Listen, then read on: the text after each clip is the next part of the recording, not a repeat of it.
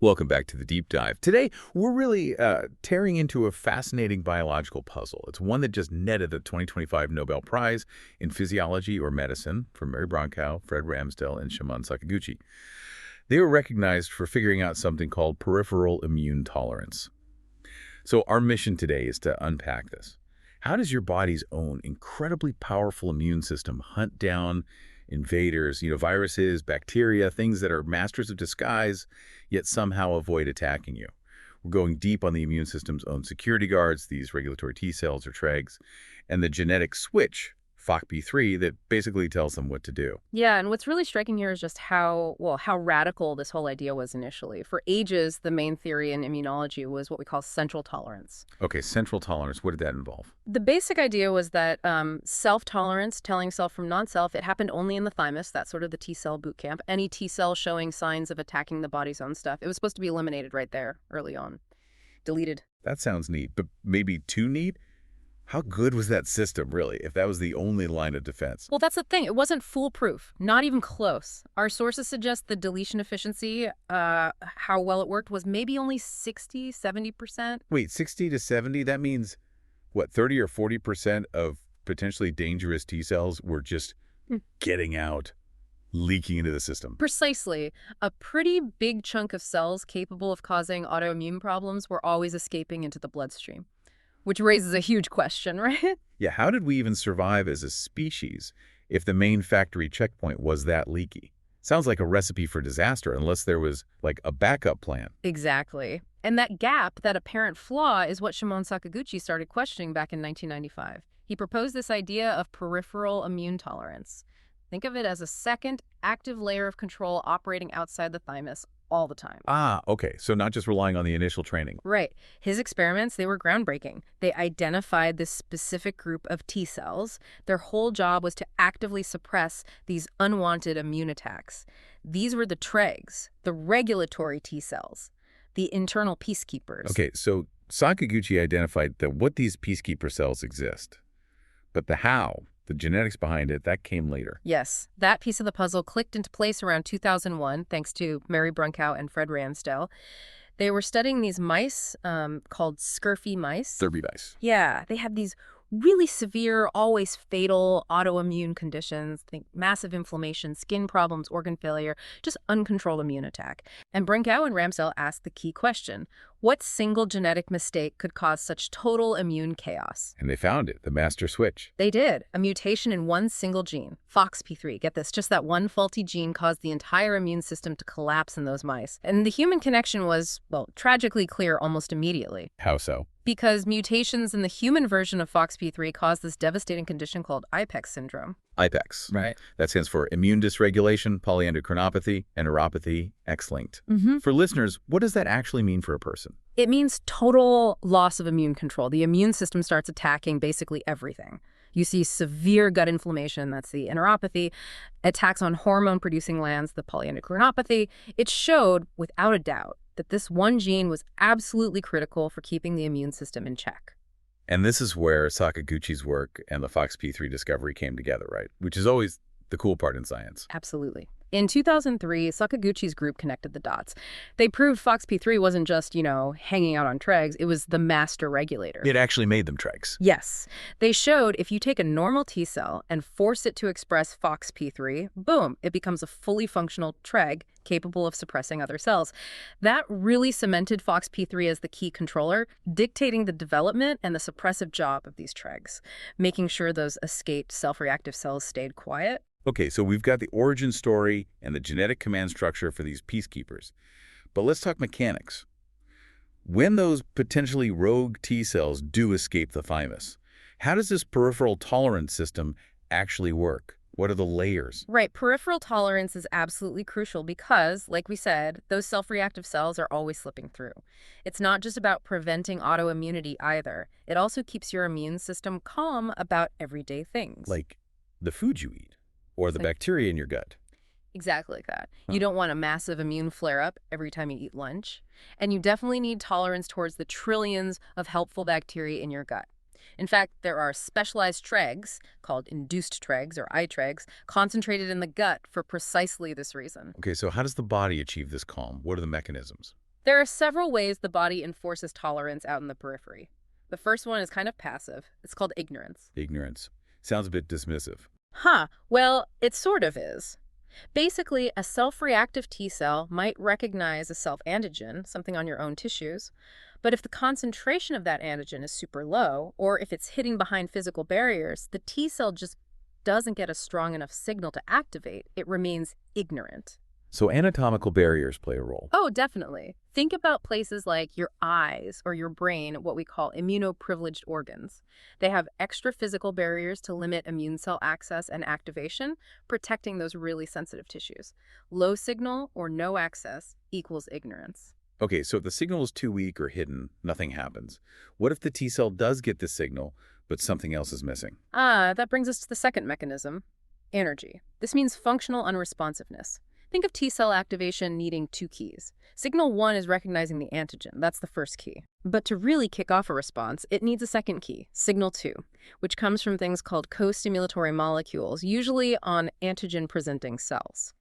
If a T cell gets signal 1 from a self-antigen, but doesn't get that crucial signal 2, it doesn't just fail to activate, it gets shut down. It becomes anergic. So it recognizes the self-signal, but without the danger confirmation signal, it's told to stand down permanently. Pretty much. It enters the state where it can't respond properly, even if it encounters the same antigen later with co-stimulation. It's a key safety check. That makes sense. A two-factor authentication for immune attack. You could think of it that way, yeah. Then there's quiescence. This is simpler. It's just the default state for naive T cells. They're basically parked, metabolically quiet, in a state called G0. They just circulate, waiting. They only wake up and start dividing if they get both the right antigen signal, signal 1, and the co-stimulation signal 2. Okay, so ignorance, energy, quiescence. What's the last resort? The final backstop is peripheral deletion. This is basically apoptosis, programmed cell death.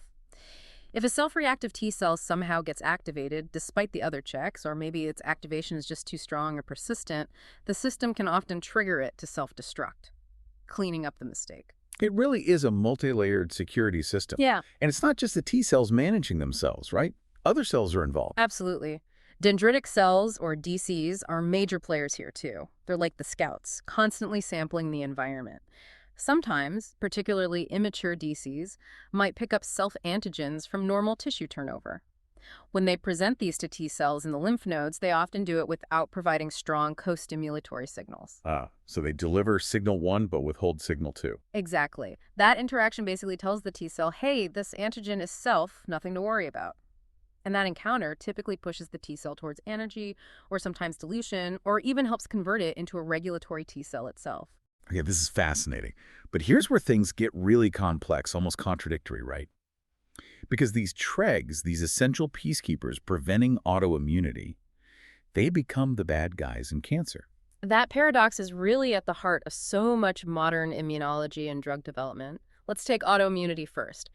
In diseases like lupus, SLE, rheumatoid arthritis, RA, or juvenile idiopathic arthritis, JIA, the core problem is a breakdown of tolerance. Tregs are often there, sometimes even increased at the site of inflammation. But they're not working properly.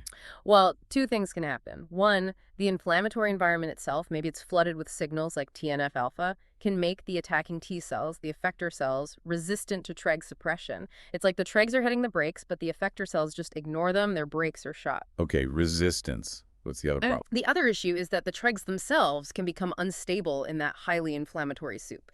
They can actually lose their FOXP3 expression, stop being suppressive, and sometimes even start producing inflammatory signals themselves, like IL-17. We call these unstable cells ex-FOXP3 cells. Wow, so they can actually switch sides. In a way, yes. They contribute to the inflammation, particularly seen in things like JIA, joint inflammation. So for autoimmunity, the therapeutic goal seems clear, if difficult. You need more effective Tregs. How do researchers try to achieve that?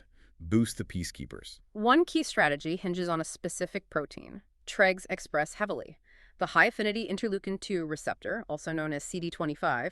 Think of CD25 as a super-sensitive antenna for IL-2, which is a growth factor for T cells. Tregs have these high-gain antennas naturally. So they can pick up even tiny amounts of this IL-2 signal. Precisely. Much better than other T cells. So if you administer very low doses of IL-2, it preferentially boosts the existing Tregs, making them multiply and function better without overstimulating the other potentially dangerous T cells. Ah, clever.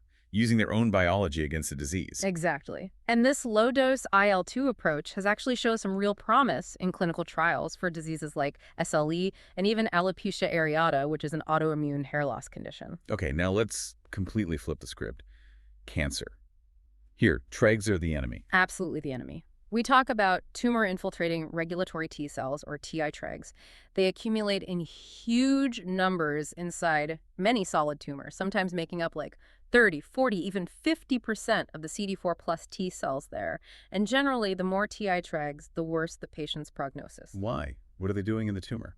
They're actively shutting down the body's attempt to kill the cancer cells. They create this immunosuppressive shield around the tumor, and they do it in multiple ways. First, they pump out those calming chemicals we mentioned, like IL-10 and TGF-beta, flooding the zone with stop signals. Okay, chemical warfare. What else? Second, they are covered in inhibitory receptors, the molecular brakes. The checkpoint molecules, like PD-1 and CTLA-4. Exactly those. TI-Tregs express high levels of CTLA-4, PD-1, LAG3, and others. They use these to directly engage with and turn off the cancer-killing T cells that manage to get into the tumor. Direct suppression. And the sources mentioned a metabolic attack, too. That sounded particularly nasty. Oh, yeah, that's the third major mechanism. It's quite sophisticated. TI-Tregs express enzymes on their surface, CD39 and CD73. What these enzymes do is take ATP, which is normally an energy currency, but outside the cell acts as a danger signal that activates immune cells, and they break it down. Break it down into what? Into adenosine. And adenosine is highly immunosuppressive. It binds to receptors on the killer T cells and basically puts them to sleep, blocks their activation, stops them from multiplying. It's like a chemical knockout gas protecting the tumor. Wow. Okay, so if Tregs are protecting the tumor, the therapeutic goal is obvious. Get rid of them, deplete the TI-Tregs. Right. But the massive challenge is selectivity. You want to eliminate the Tregs inside the tumor without wiping out the essential Tregs everywhere else in the body. Because if you do that, you risk triggering widespread, severe autoimmunity. It's a huge balancing act. So how are researchers trying to target just the tumor Tregs? They're looking for markers that are much more abundant on TI-Tregs compared to Tregs elsewhere. One promising target right now is a chemokine receptor called CCR8. The idea is to develop antibodies or drugs that specifically hit CCR8 positive cells, which should preferentially kill the Tregs in the tumor. And what about other approaches, like using technology? Yeah, nanotechnology is being explored too, designing nanoparticles that can preferentially accumulate in the tumor environment and deliver drugs, maybe something like imatinib, which can inhibit Treg function directly to the TI-Tregs, trying to contain the effect locally. Even older tools are being looked at, like certain chemo drugs. That's right. Low doses of some chemotherapy agents, like cyclophosphamide, CTX, seem to preferentially kill cells that are actively dividing. Since Tregs in the tumor are often proliferating more than Tregs elsewhere, low-dose CTX might selectively reduce their numbers. But again, it's less specific and carries risks. It really highlights the double-edged sword nature of these cells. It absolutely does. And if we kind of zoom out for you, the listener trying to grasp the big picture, this whole field is a testament to how science progresses. The work of Sakaguchi, Brunkow, and Ramsdell fundamentally shifted our understanding. It showed immunity isn't just about attack, it's about active regulation and control. Inflammation isn't just happening, it's being managed or mismanaged. And that understanding that immunity is actively regulated opens the door to controlling it, right? Boosting Tregs for autoimmunity or suppressing them for cancer. It's guiding so much cutting-edge medicine now. Precisely. And, one final thought, especially for anyone really digging into this topic and maybe considering a career, the sources we looked at really highlight something important about the skills needed. Studying T-cell regulation today requires way more than just knowing biology and chemistry. Oh, like what? What stands out? Well, for instance, a surprising reliance on physics, specifically optics. Think about a core technique like flow cytometry or FACS analysis. That's how we count, identify, sort different immune cells based on the markers they express. Okay. That entire technology is built on lasers, lenses, and how light scatters and shifts wavelength when it hits cells tagged with fluorescent antibodies. To really master that technique, troubleshoot it, get the best data, you actually need a decent grasp of the underlying physics principles. Huh. I never would have directly connected laser physics with immunology research like that.